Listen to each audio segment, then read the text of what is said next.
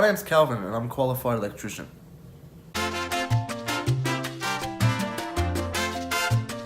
The tools I use most are pliers, screwdrivers, hammers, Stanley knives, plaster saws.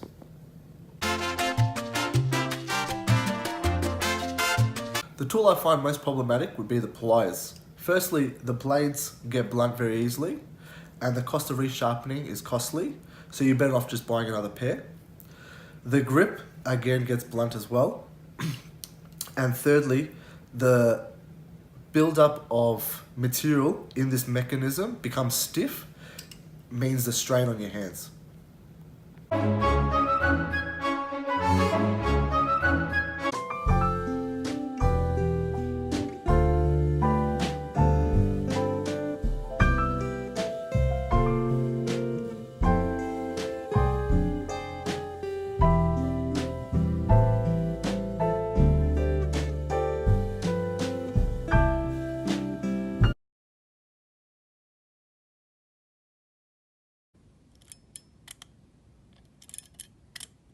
Wow, they look amazing. I can't wait to use them.